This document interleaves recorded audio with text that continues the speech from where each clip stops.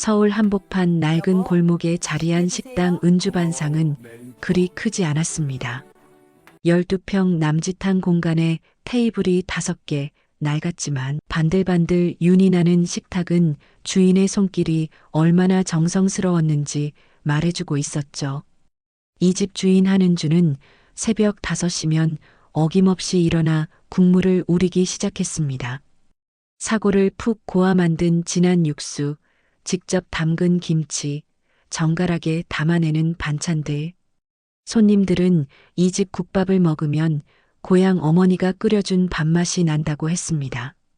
하지만 요즘 들어 은주의 얼굴에는 그늘이 드리워져 있었습니다. 식당 문 앞에 붙은 빨간 딱지가 그 이유를 말해주고 있었죠. 경매 통지서였습니다. 조카 윤태수가 몰래 식당 건물을 담보로 잡아 대출을 받았고 그 돈을 갚지 못한 채 잠적해버린 겁니다. 은주는 그 사실을 전혀 몰랐습니다. 조카를 믿었고 서류에 도장 찍어달라기에 의심 없이 찍어줬던 게 전부였죠. 이모, 제가 좀 사업 자금이 필요해서요. 금방 갚을 테니 걱정 마세요. 그때 윤태수가 했던 말이 귓가에 맴돌았습니다. 은주는 조카를 어릴 적부터 키웠습니다.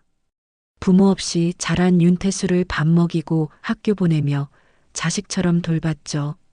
그런 조카가 자신을 이렇게 배신할 줄은 상상도 못했습니다.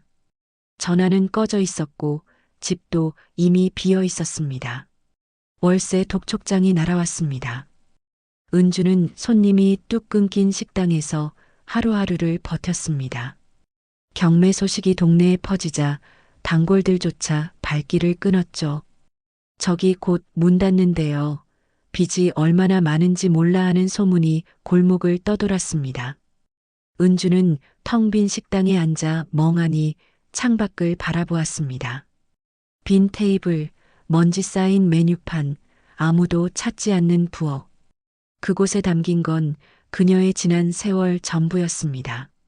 폐업 통보서가 도착한 날, 은주는 식당 구석구석을 둘러봤습니다. 첫 손님을 받던 날, 단골 할아버지가 이 집 국밥이 제일이야라며 엄지를 치켜 세우던 날, 명절날 갈 곳 없는 사람들에게 무료로 밥을 나눠주던 날. 모든 순간들이 주마등처럼 스쳐 지나갔습니다. 눈가가 뜨거워졌지만 은주는 눈물을 삼켰습니다. 울어봤자 달라지는 건 없었으니까요. 마지막 날이 다가왔습니다. 은주는 혼자 중얼거렸습니다. 그래도 끝은 정성으로 마무리하자. 손님이 오든 안 오든 마지막까지 제대로 된 국밥을 끓이고 싶었습니다. 새벽같이 일어나 사골을 우렸습니다. 김치를 다듬고 반찬을 정갈하게 준비했습니다. 아무도 오지 않을 걸 알면서도 은주는 평소처럼 식당 문을 열었습니다. 혹시 모르잖아요. 마지막 손님이 올지도 모른다는 희망을 버리지 않았습니다. 간판에 불을 켜고 식탁을 닦으며 은주는 작은 위안을 찾았습니다. 적어도 자신은 끝까지 최선을 다했다고 부끄럽지 않게 마무리했다고 말할 수 있을 테니까요. 해가 저물어 갔습니다. 오늘도 손님은 오지 않았습니다. 은주는 천천히 불을 끄고 앞치마를 벗기 시작했습니다. 마음 한구석이 텅 비어버린 것 같았지만 그녀는 고개를 들었습니다. 내일이면 이 공간도, 이 간판도 모두 남의 것이 되겠죠. 하지만 은주는 자신이 여기서 보낸 시간만큼은 아무도 빼앗을 수 없다고 생각했습니다. 은주가 막 간판 불을 내리려던 순간 식당 문이 조심스럽게 열렸습니다. 낡은 점퍼를 입은 노인이 문틈으로 고개를 들이밀었죠. 머리는 희끗희끗했고 옷차림은 소박했습니다. 노인은 마치 폐를 끼칠까봐 걱정하는 듯한 표정으로 물었습니다. 혹시 국밥 한 그릇 가능할까요? 은주는 잠시 멈칫했습니다. 이미 정리를 시작한 참이었고 내일이면 이 식당도 문을 닫을 터였습니다. 하지만 노인의 얼굴을 보는 순간 거절할 수가 없었습니다. 저녁도 제대로 못 드신 듯 야윈 얼굴에 미안함이 가득했거든요. 들어오세요. 자리에 앉으세요. 은주는 노인을 안쪽 테이블로 안내했습니다. 노인은 조심조심 걸음을 옮기며 자리에 앉았죠. 은주는 부엌으로 들어가 다시 불을 켰습니다. 오늘 아침 정성껏 끓여놓은 국물이 아직 남아 있었습니다. 따뜻하게 데워서 밥을 말고 고명을 얹었습니다. 김치와 깍두기도 새 것으로 꺼내 정갈하게 담았죠. 마지막 손님인데 대충 할 수는 없었습니다. 여기 있습니다. 천천히 드세요. 국밥을 내놓자 노인은 깊이 고개를 숙였습니다. 뜨거운 김이 모락모락 피어오르는 국밥 그릇을 바라보는 노인의 눈빛에 무언가 뭉클한 감정이 담겨 있었습니다. 노인은 숟가락을 들어 조심스럽게 국물을 떠마셨습니다. 그리고 천천히, 정말 천천히 한 숟가락 한 숟가락 밥을 떠먹기 시작했죠. 은주는 카운터에 앉아 그 모습을 지켜봤습니다. 노인은 음식을 소중히 대하는 사람이었습니다. 한 톨의 밥알도 남기지 않으려는 듯 정성스럽게 먹었죠. 반찬 하나하나도 귀하게 여기는 게 눈에 보였습니다. 은주는 괜히 마음이 따뜻해졌습니다. 이런 손님을 위해 요리한다면 얼마나 보람찰까 하는 생각이 들었죠. 노인이 다 먹고 그릇을 내려놓았습니다.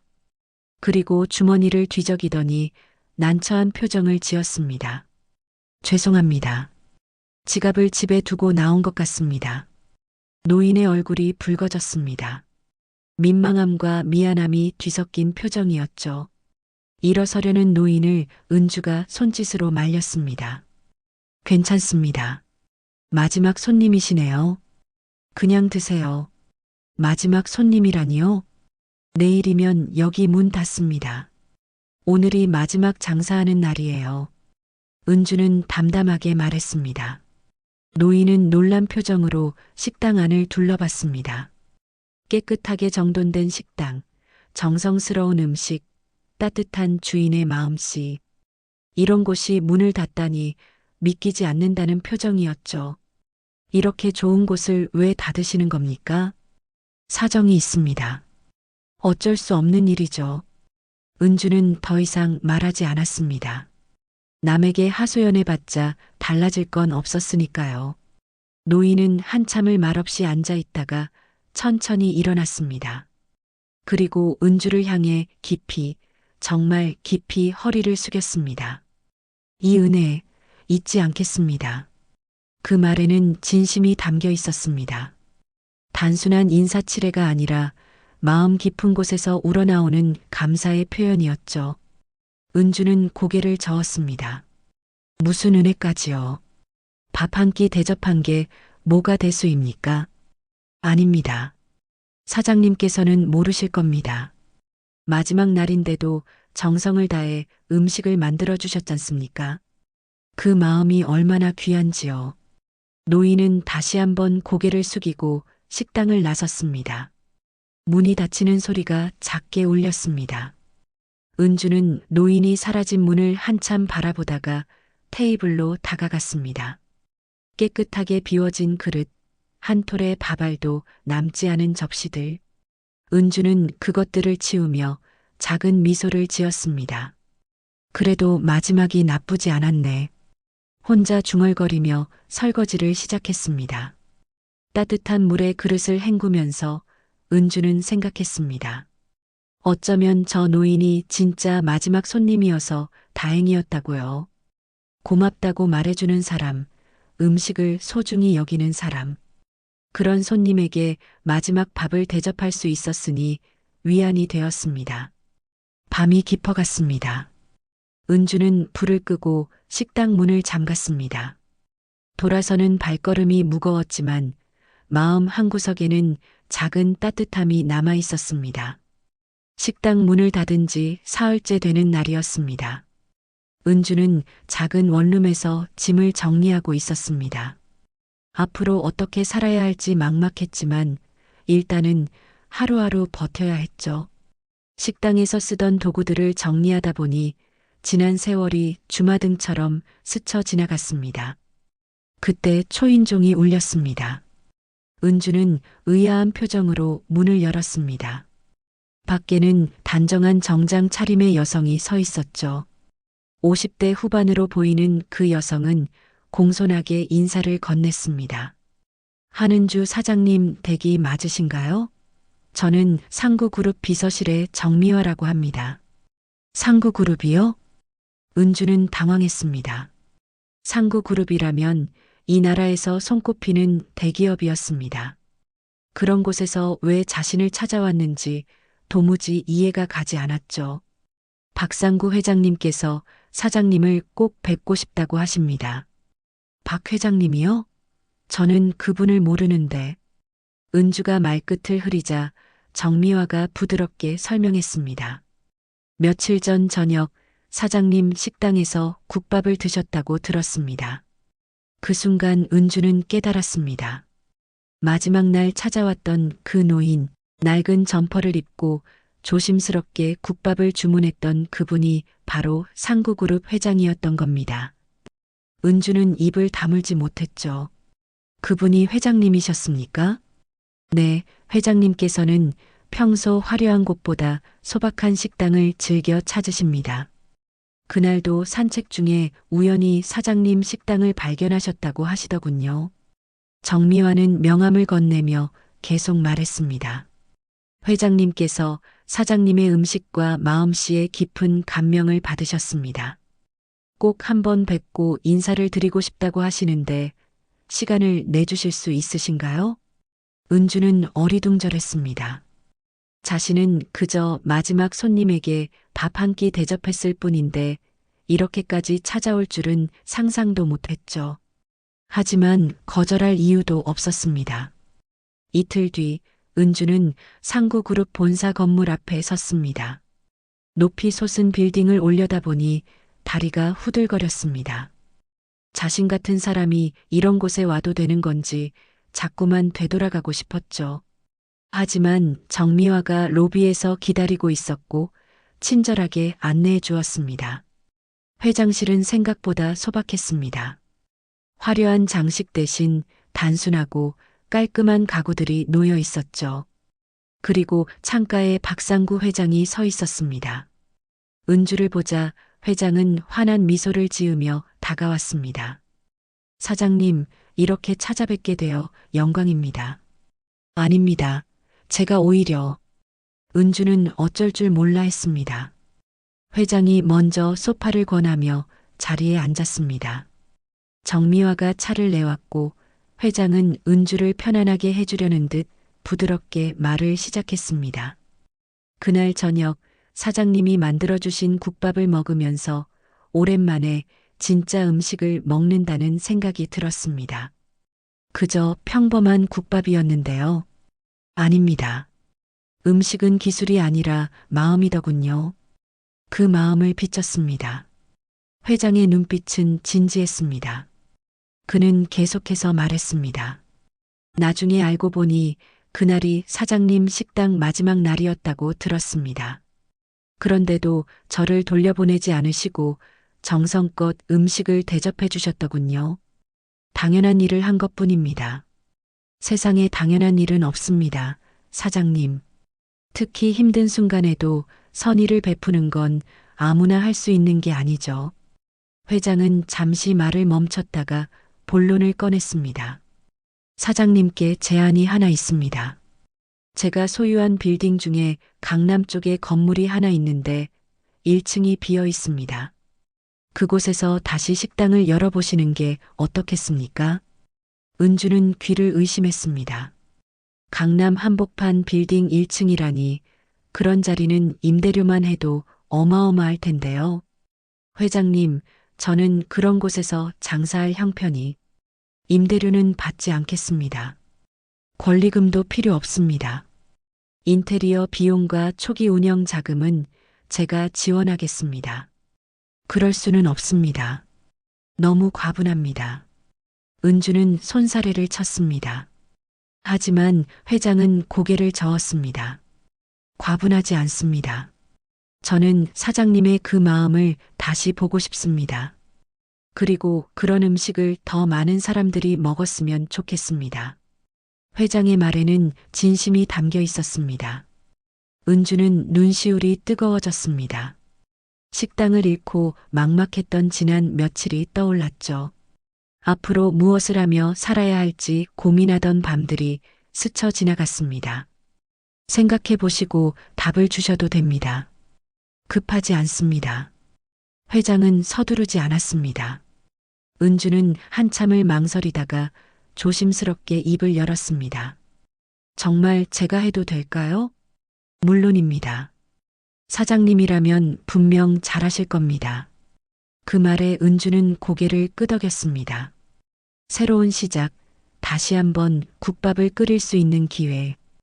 은주는 떨리는 목소리로 대답했습니다. 감사합니다, 회장님. 열심히 하겠습니다. 회장은 환하게 웃었습니다. 정미화도 옆에서 미소를 지었죠. 은주는 그날 상구그룹 건물을 나서면서 하늘을 올려다봤습니다. 맑은 하늘이 펼쳐져 있었습니다. 강남 한복판에 자리한 새 식당은 예전보다 넓고 깨끗했습니다. 하지만 은주는 화려하게 꾸미지 않았습니다. 예전 식당처럼 소박하고 정갈한 분위기를 유지했죠. 나무 테이블과 하얀 벽, 그리고 정성스럽게 담아낸 음식. 그것으로 충분했습니다. 개업 준비를 하던 어느 날 한 젊은 여성이 식당 문을 두드렸습니다. 22쯤 되어 보이는 대학생이었죠. 단정한 옷차림에 밝은 표정을 한 그 학생이 조심스럽게 물었습니다. 혹시 아르바이트생 구하시나요? 은주는 고개를 끄덕였습니다. 사실 혼자서 식당을 운영하기에는 손이 부족했거든요. 젊은 여성은 이서연이라고 자신을 소개했습니다. 근처 대학교에 다니는 학생이라고 했죠. 사실 제가 요리에 관심이 많습니다. 할머니처럼 배우고 싶어요. 서연의 눈빛은 진지했습니다. 단순히 돈을 벌기 위해서가 아니라 정말 배우고 싶다는 열망이 느껴졌죠. 은주는 마음에 들었습니다. 그럼 내일부터 나와 볼래요? 네, 열심히 하겠습니다. 서연은 환하게 웃었습니다. 그렇게 은주반상 2호점에는 두 사람이 함께하게 되었습니다. 드디어 개업하는 날이 왔습니다. 간판에 불이 켜지고 문이 열렸습니다. 처음엔 손님이 많지 않았지만 은주는 조급해하지 않았습니다. 한 분 한 분 정성껏 대접하면 언젠가는 알아주는 사람들이 생길 거라고 믿었죠. 서연은 정말 열심이었습니다. 새벽같이 나와서 재료 손질을 돕고 설거지를 하고 손님을 맞이했습니다. 그리고 무엇보다 은주가 음식 만드는 모습을 유심히 지켜봤죠. 할머니, 이 김치는 어떻게 담그는 거예요? 국물 맛이 이렇게 깊은 비결이 뭐예요? 서연은 궁금한 게 많았습니다. 은주는 하나하나 친절하게 알려줬습니다. 조리법뿐만 아니라 음식을 대하는 마음가짐도 함께 가르쳤죠. 음식은 배고픈 사람의 속을 채워주는 거야. 그러니까 정성을 다해야 해. 대충 만든 음식은 먹는 사람도 알아.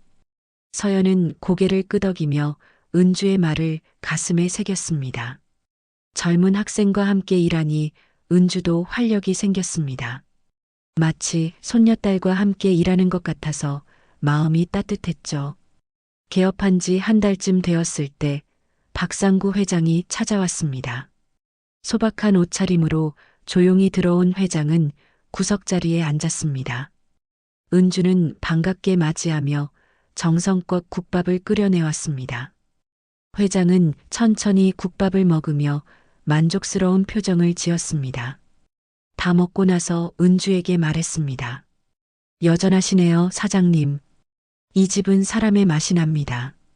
감사합니다, 회장님. 덕분에 다시 시작할 수 있었습니다. 아닙니다. 제가 더 감사하죠. 이렇게 좋은 음식을 먹을 수 있어서요. 회장은 계산을 하고 나가면서 서연에게도 인사를 건넸습니다. 서연은 신기한 듯 회장을 바라봤죠. 할머니, 저분이 정말 상구그룹 회장님이세요? 그렇단다. 참 검소하신 분이지? 대단하세요. 저렇게 큰 회사 회장님인데 이렇게 소박한 곳에 오시다니. 서연은 감탄했습니다. 은주는 미소를 지으며 설거지를 시작했습니다. 시간이 흐르면서 식당은 입소문을 타기 시작했습니다. 정성스러운 음식, 깔끔한 분위기, 그리고 무엇보다 주인의 따뜻한 마음씨가 사람들을 끌어당겼죠. 단골 손님들이 하나둘 생겼고 점심시간이면 자리가 꽉 찰 정도였습니다.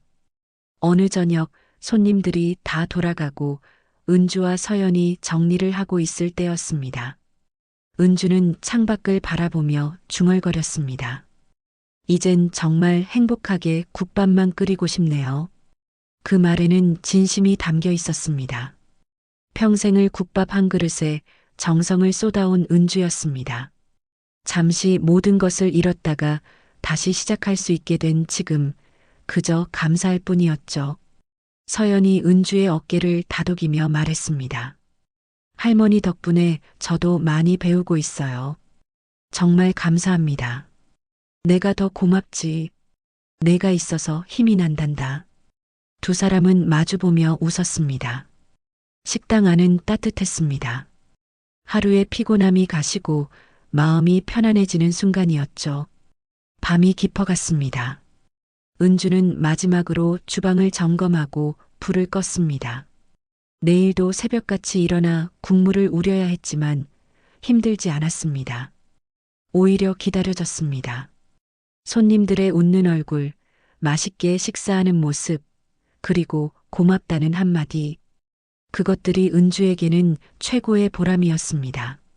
집으로 돌아가는 길, 은주는 하늘을 올려다봤습니다. 별이 반짝이고 있었습니다. 마음이 평온했습니다.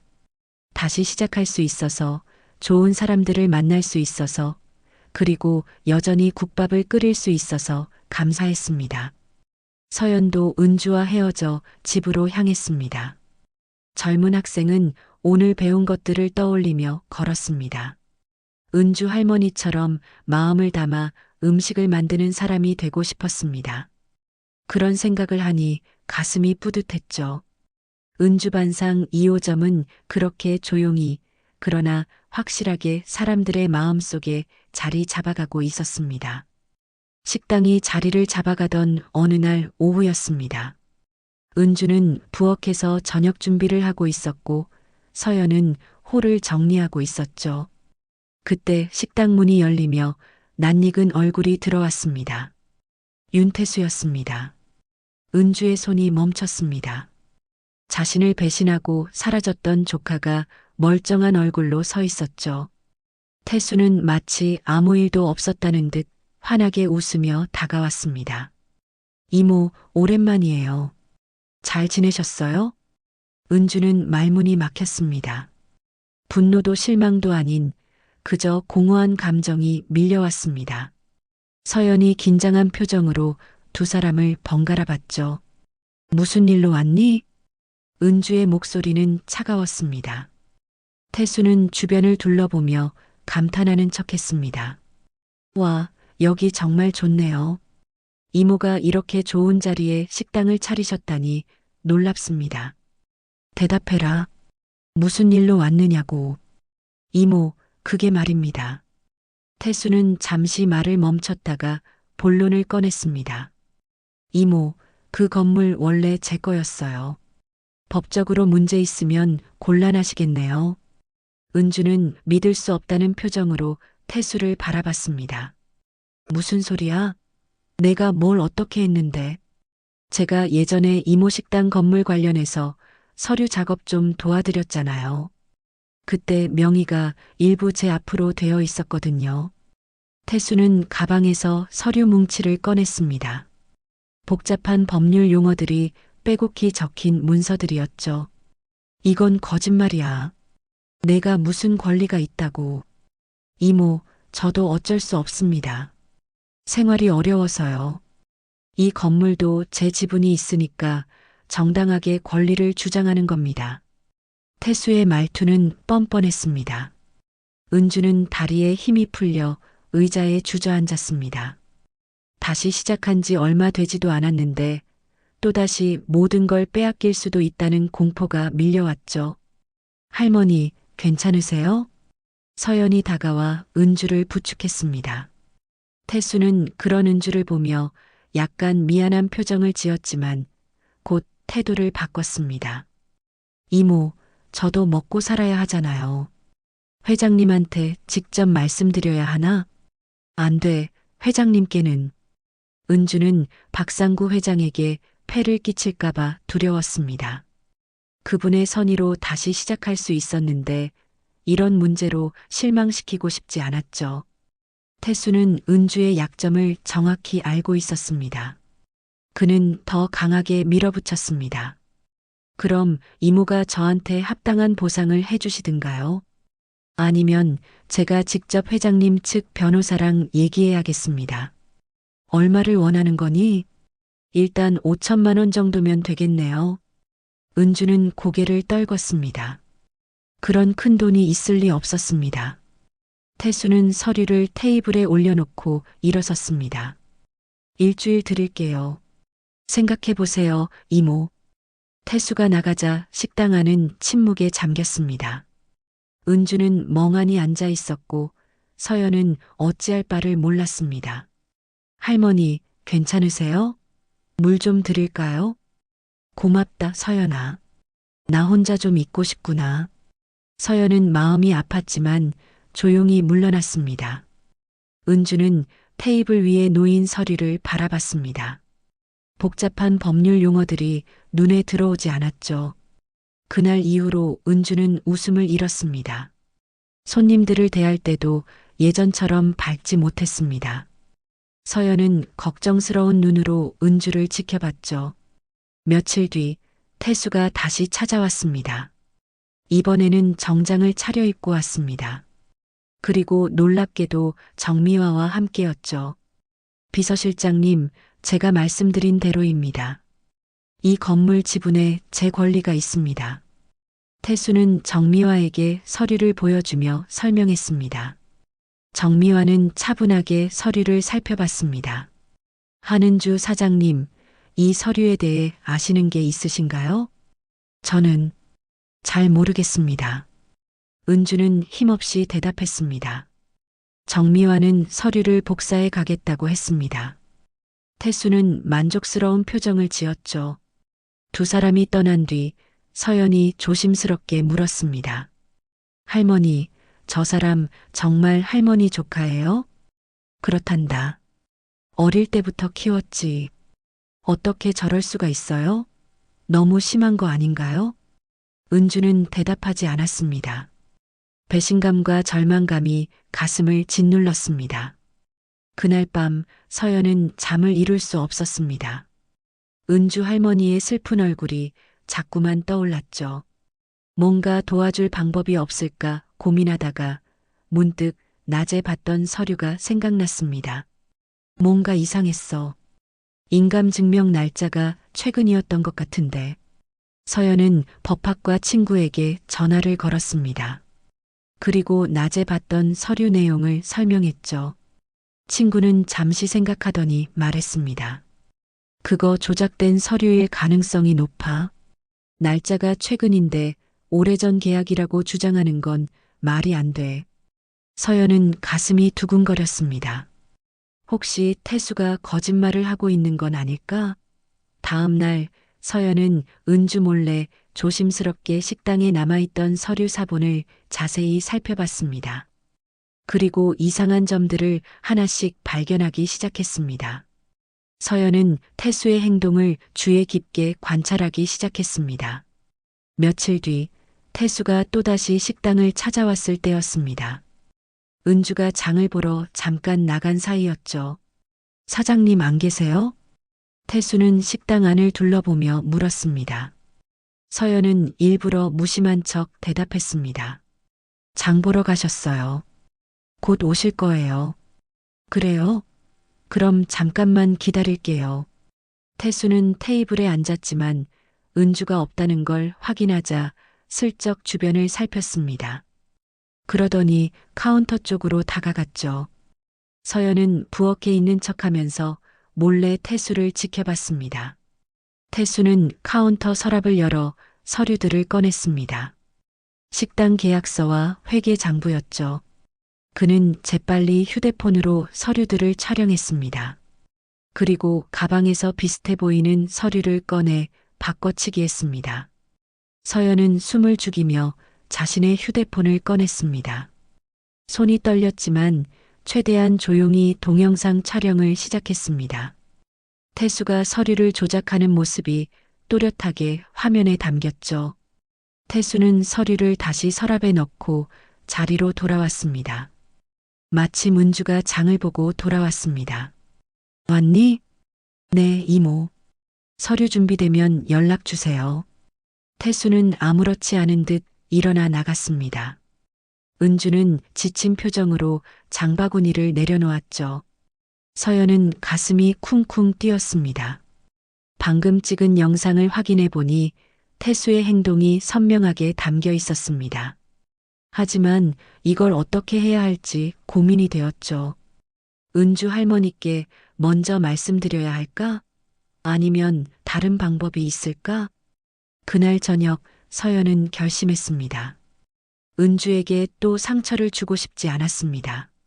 직접 정미화에게 연락하기로 했죠. 상구그룹 홈페이지에서 비서실 연락처를 찾아 전화를 걸었습니다. 여보세요. 정미화 비서실장님과 통화하고 싶은데요. 무슨 일이신지 여쭤봐도 될까요? 은주반상 2호점 직원입니다. 급하고 중요한 일이 있어서 그러는데요. 잠시 후 정미화가 전화를 받았습니다. 은주반상이라고 하셨나요? 무슨 일이신가요? 비서실장님, 저는 이서연이라고 합니다. 한은주 사장님 식당에서 일하는 아르바이트생입니다. 서연은 떨리는 목소리로 상황을 설명했습니다. 태수가 서류를 조작하는 걸 목격했다는 것, 그리고 증거 영상을 확보했다는 것까지 모두 말했죠. 사장님은 이런 일로 또 울면 안 돼요. 제발 도와주세요. 서연의 목소리에는 간절함이 묻어났습니다. 정미화는 차분하게 대답했습니다. 잘하셨습니다. 그 영상을 제 이메일로 보내주시겠어요? 그리고 내일 오전에 회사로 한번 오실 수 있으신가요?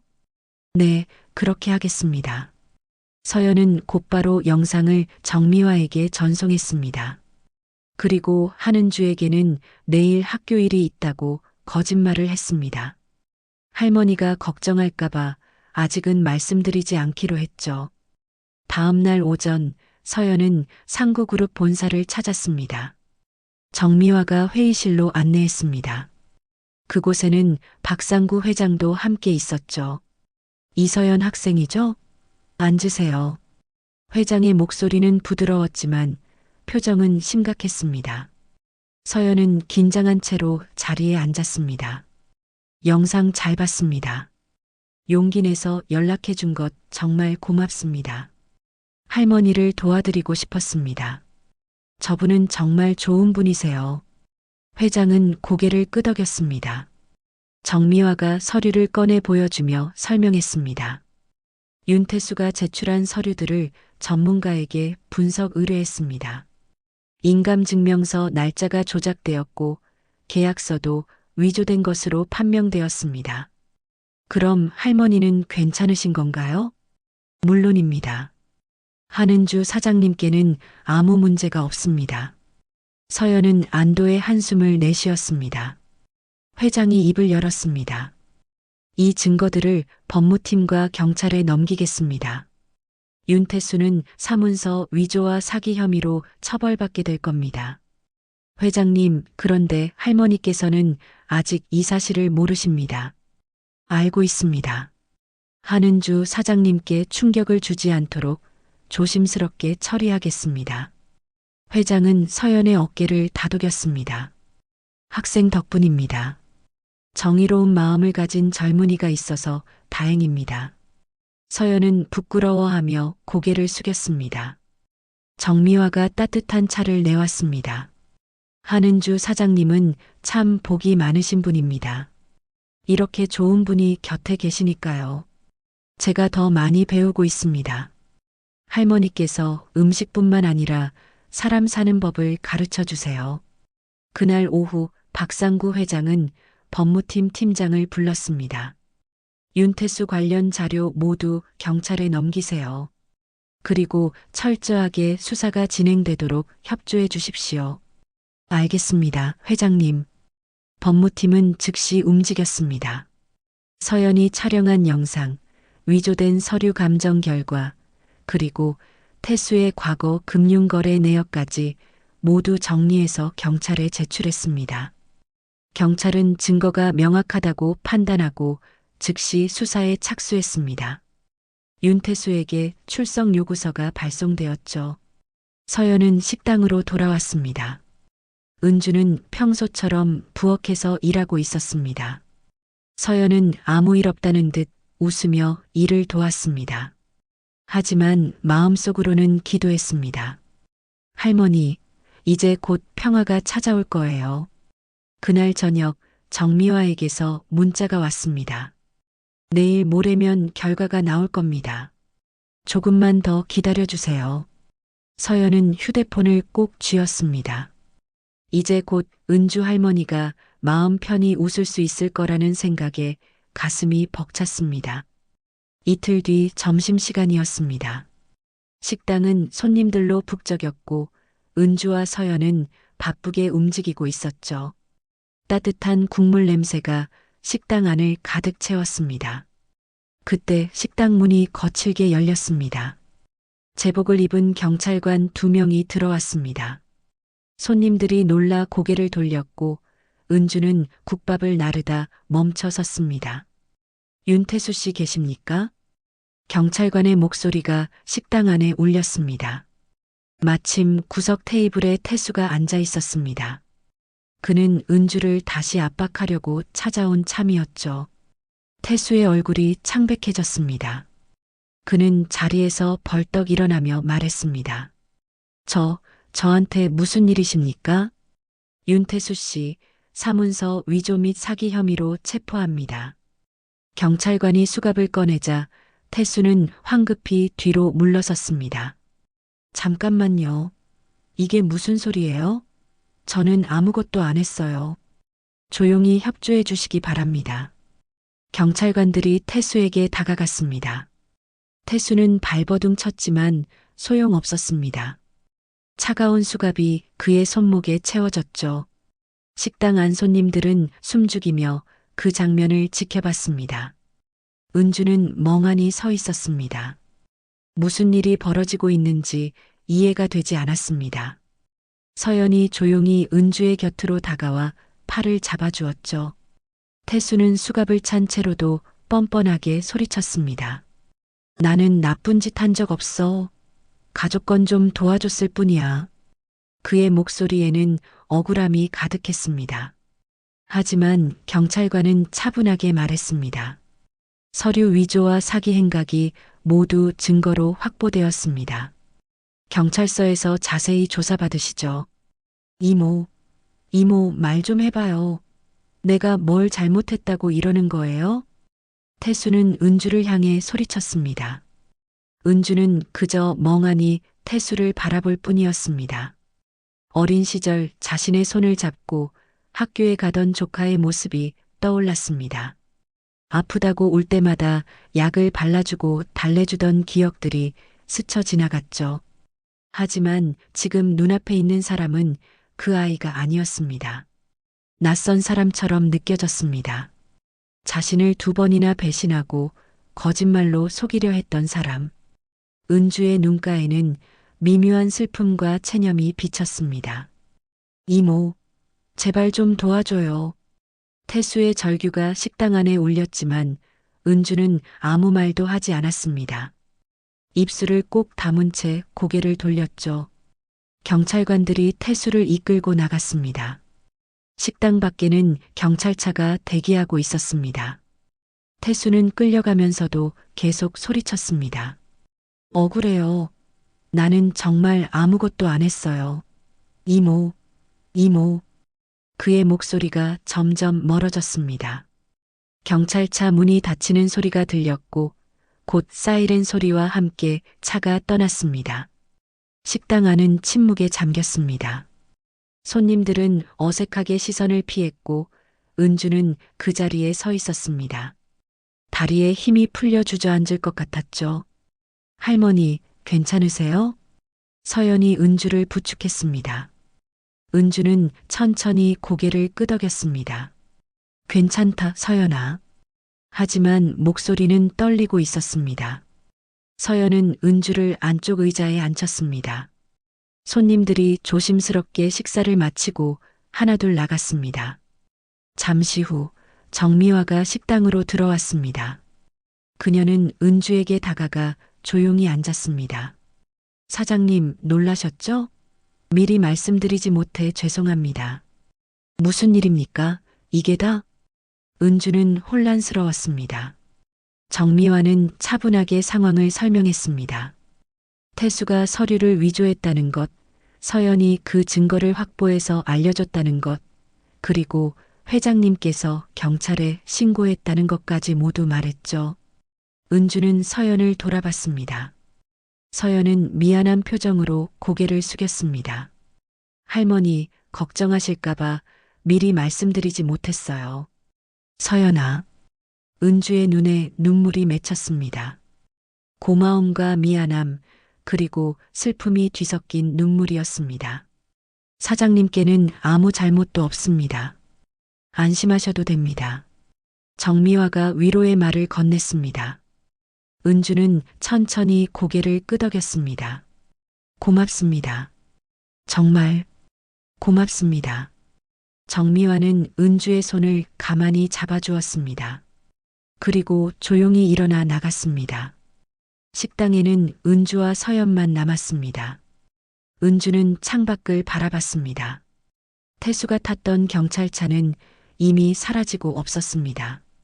거리는 평온했고 사람들은 각자의 일상을 살아가고 있었죠.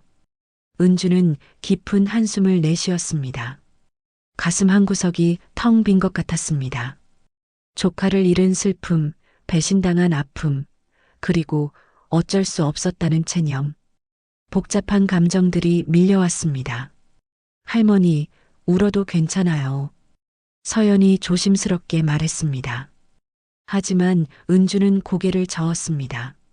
아니다. 이제 그만 울어야지. 은주는 눈물을 닦고 천천히 일어났습니다. 부엌으로 걸어가며 중얼거렸습니다. 저녁 준비해야지. 손님들이 오실 시간이다. 서연은 은주의 뒷모습을 바라봤습니다. 작지만 굳건한 그 등이 너무나 애처로워 보였습니다. 하지만 동시에 강인해 보이기도 했죠. 은주는 다시 앞치마를 메고 국물을 저었습니다. 손이 약간 떨렸지만 멈추지 않았습니다. 삶은 계속되어야 했으니까요. 경찰차가 떠나고 한참이 지났습니다. 저녁 손님들이 모두 돌아간 뒤 식당 안은 고요했습니다. 은주는 천천히 식탁을 닦기 시작했습니다. 물수건으로 테이블을 닦으면서 그녀는 작게 중얼거렸습니다. 내가 너무 믿었나 봐. 손을 멈추고 창밖을 바라봤습니다. 어두운 하늘에 별이 하나둘 떠오르고 있었습니다. 그래도 밥은 줘야 했는데. 은주의 목소리에는 후회와 안타까움이 묻어났습니다. 아무리 배신을 당했어도 조카가 굶주리고 있을 생각을 하니 마음이 아팠습니다. 그게 은주라는 사람이었습니다. 서연이 조용히 다가와 주머니에서 하얀 손수건을 꺼냈습니다. 그리고 은주에게 건네며 부드럽게 말했습니다. 사장님, 밥처럼 따뜻한 사람은 결국 이기게 되어 있어요. 은주는 서연을 바라봤습니다. 젊은 학생의 눈빛에는 진심 어린 위로와 존경이 담겨 있었습니다.